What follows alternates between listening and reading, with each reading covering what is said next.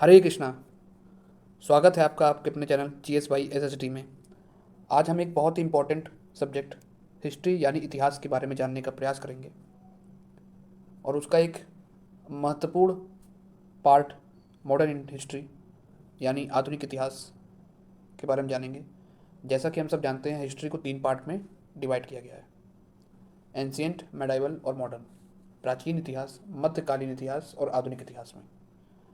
इस वीडियो में हम मॉडर्न हिस्ट्री की शुरुआत कर रहे हैं और ये एक बहुत ही इम्पोर्टेंट सेगमेंट है हिस्ट्री का, क्योंकि अगर हम कॉम्पिटिटिव एग्जाम के पेपर्स को एनालाइज करेंगे तो आप देखेंगे कि बहुत से क्वेश्चंस यहाँ से पुट अप होते हैं।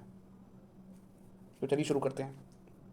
मॉडर्न इंडियन हिस्ट्री की शुरुआत advent of Europeans in India से होता है। भारत में यूरोपीय शक्तियों का आगमन। ये सुनने में आता है कि 1498 में पुर्तगाली यात्री वास्को डी गामा भारत आया व्यापार के इरादे से।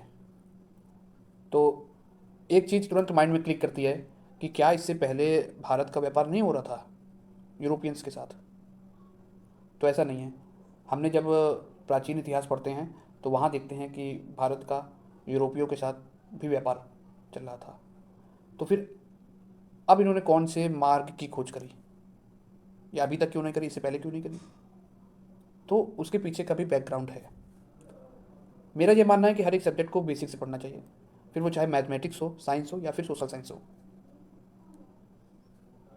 तो इसको हम एकदम बेसिक से शुरुआत करेंगे और बहुत ही इन्फॉर्मेटिव वीडियोज़ होंगी, छोटी छोटी वीडियोज़ होंगी पर बहुत ही इन्फॉर्मेटिव। तो चलिए शुरू करते हैं। तो जैसा कि हमने जाना कि 1498 में पोर्टुगीज़ भारत आए। आज के इस लेक्चर में बस इतना जानेंगे कि ऐसे क्या बैकग्राउंड था कि 1498 में ही यूरोपियंस भारत आए। तो होता ये है, 7th सेंचुरी यूरोप में आपको ले चलते हैं, जहाँ पे रोमन एम्पायर का डिक्लाइन हो रहा है। दरअसल होता यह है कि यूरोप में रोमन एम्पायर का ही राज हुआ करता था और काफ़ी बड़ा रोमन एम्पायर था, काफ़ी बड़ा रोमन एम्पायर था। उसका डिक्लाइन 7th सेंचुरी में हुआ। वो इस वजह से हुआ कि जो रोमन एम्पायर था, अब उनके जो लोग थे वो चाह रहे थे कि इसका एक्सपेंशन करें। जैसा कि हर एक व्यक्ति के माइंड में ये होता है कि अपने टेरिटरी को एक्सपेंड करा जाए। तो इसलिए जब ये आगे बढ़ते हैं तो फिर पर्शियंस का इन पर अटैक हो जाता है। और तो होता क्या है कि जो कुछ कुछ एरिया और होते हैं जो वो भी जो है छूट जाते हैं इनसे। तो उसमें से एक बहुत इंपॉर्टेंट एरिया होता है इजिप्ट का।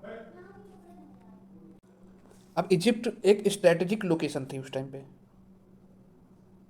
हम देखते हैं कि इजिप्ट जो है वो यहाँ कहीं है, यहाँ पे हमको इजिप्ट देखने को मिलता है, यहाँ कहीं इजिप्ट है। इसलिए स्ट्रेटेजिक लोकेशन हो जाती है कि जिसका इजिप्ट पर कब्जा है उसका ये रेड सी जो जा रही है इस पर कब्जा है, ये रेड सी पर। और जिसका रेड सी पे कब्जा है वो फिर जो है उसके लिए ट्रेड जो है आसान हो जाता है। फिर वो चाहे इंडिया से ट्रेड हो, फिर चाहे इधर इंडोनेशिया से या फिर मलेशिया से ट्रेड हो। यूरोपियंस का जो डायरेक्ट कांटेक्ट था भारत से या इधर एशिया से, वो कट गया। जिस वजह से होता क्या था कि जैसे कि अरब काफ़ी प्रॉफिट ले जाया करते थे और यूरोपियंस को काफ़ी नुकसान देखना पड़ रहा था। अरब मान लीजिए कि 10 रुपये में कोई कॉटन की चीज़ खरीदे यहाँ से, तो उसको वो बेचा करते थे यूरोप में 100 रुपये में। तो इतना बड़ा नुकसान ये सब हो रहा था। तो यूरोपियंस के कुछ नेशंस थे, उन्होंने सोचा कि इससे तो काफ़ी नुकसान हमारा हो जा रहा है, और पहले तो ऐसा नहीं था। एक बात और है, ये कहा जाता है कि उस टाइम पे इंडस्ट्रियल रिवॉल्यूशन भी हो गया था, और तो शिप बिल्डिंग की जो टेक्निक्स थी वो भी यूरोपियंस के पास अच्छी खासी आ गई थी। तो क्योंकि टेक्नोलॉजिकल एडवांसमेंट हो रहा था उस टाइम पे, नई नई फैक्ट्रीज खुल रही हैं, स्पिनिंग व्हील के जो है आविष्कार हो रहा है। उसी टाइम पे स्टीम इंजन का आविष्कार होता है, उसी टाइम पावर लूम का जो है हो रहा है, जिससे कपड़े बनते हैं। तो इन्होंने क्या किया कि पोप निकोलस 5 था जो इटली में बैठा करता था, उसने जो है हेनरी राजा हुआ करते थे पुर्तगाल के, उनको जो है एक्सप्लोर करने में काफ़ी जो है इंटरेस्ट था हर एक चीज़ों को, इसलिए उनको नेविगेटर भी कहा जाता है। तो पोप निकोलस 5 ने 1454 में राइट्स दिया इनको कि आप जो हैं ईस्ट की तरफ कोई एक्सपीडिशन भेजिए और इस रूट का पता लगाइए कि सी रूट एशिया की तरफ कहाँ से जाता है। तो इनका all right sir, but actually होता क्या है कि 1460 में इनकी डेथ हो जाती है।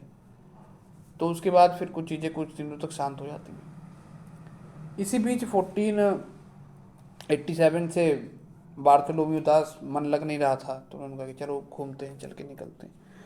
तो वो यहाँ से निकलते हैं और निकल करके इधर किसी कोस्ट तक ही पहुँच पाते हैं 1487 में।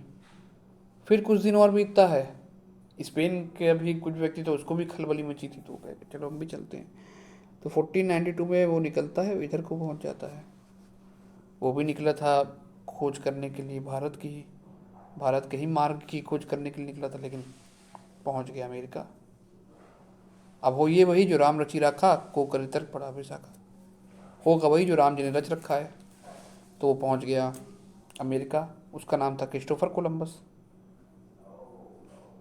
फिर कुछ सालों बाद 1497 में 3 शिप के साथ एक पुर्तगाली निकलता है यहाँ से, और वो केप ऑफ गुड होप होते हुए भारत पहुँच जाता है फाइनली। उसके साथ एक गुजराती पायलट भी था जिसको हम अब्दुल मजीद कहते हैं, इसका नाम अब्दुल मजीद था। तो वो यहाँ पे पहुँच जाता है।